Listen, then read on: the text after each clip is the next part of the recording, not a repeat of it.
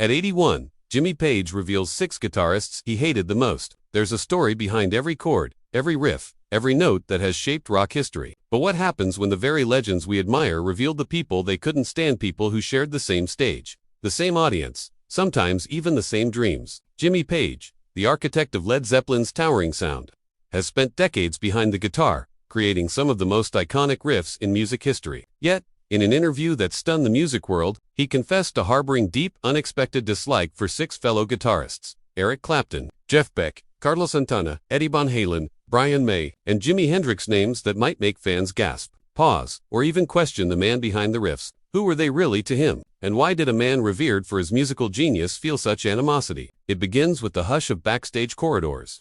The faint smell of cigarette smoke and leather. The quiet tension before a sold-out crowd roars its approval. Page recalls the first guitarist on his list, Eric Clapton, a man whose skill was undeniable but whose ego, Page says, poisoned every room he entered.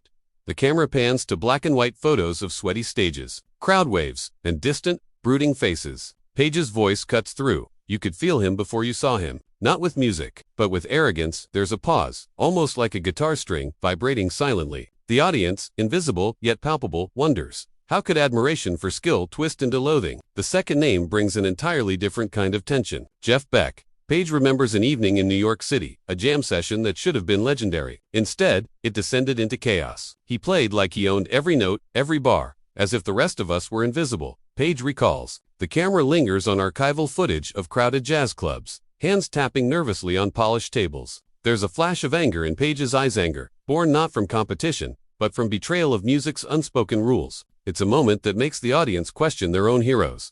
Can brilliance exist alongside cruelty? By the time we reach the third guitarist, Carlos Santana, the story takes a darker turn. Page describes a road trip across the UK, a tour bus thick with cigarette smoke and tension. Santana would appropriate riffs, Page says, not for homage, but to humiliate. He wanted applause for things he didn't create. Page whispers, almost ashamed of his own silence at the time. Slow motion shots of crowded highways, neon lights flashing past, and a lone figure staring out a window underscore the loneliness of artistic integrity clashing with ego. There's a painful realization here. Even the greatest musicians are vulnerable, and even the loudest applause cannot fill the emptiness left by betrayal.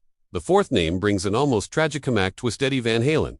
Page recalls a collaboration in the a session intended to fuse styles and push boundaries. Instead, it became a battlefield of egos. He laughed at my ideas, mocked them, Page says, his tone carrying both hurt and disbelief. Archival footage of studio equipment, scattered sheet music, and the hum of tape machines evokes the fragile beauty of creation. The audience feels it, thus slow, crushing disappointment when potential turns to conflict. When art becomes a weapon rather than a bridge, the fifth guitarist's story is quieter, but no less devastating. Brian May.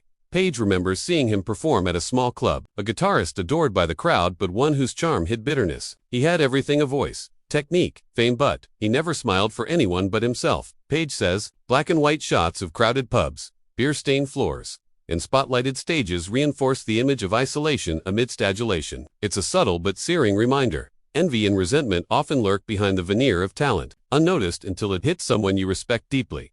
The sixth and final name comes with a mixture of sorrow and reluctant admiration: Jimi Hendrix. Page admits that despite his dislike, there was undeniable skill, undeniable influence. Yet personal clashes, greed, and relentless self-interest made collaboration impossible. I had to protect the music, Page says, eyes distant. Archival footage of concert stages, flashing lights, and screaming crowds fades into still images of Page alone, guitar in hand, a quiet sentinel guarding his art. It's here, in the quiet aftermath of revelation, that the full weight of his confessions sinks in. So, why does Jimmy Page, at 81, decide to reveal these names now? Perhaps it's a warning, a cautionary tale, a glimpse into the human side of musical legends. Talent can inspire awe, but character defines legacy. The audience is left to wonder, how many legends quietly battle resentment, betrayal, or disappointment behind the scenes? How often do we romanticize brilliance while ignoring the human flaws behind it? In the end, the story isn't just about it's about the cost of greatness, the fragile intersections of ego and art, and the solitary pursuit of perfection that can make even legends wary of their peers. Jimmy Page's revelations don't diminish his legacy, they humanize it, showing that even the masters wrestle with envy, rivalry, and the sting of unspoken conflict. And perhaps, in these confessions, there is a lesson for all of us.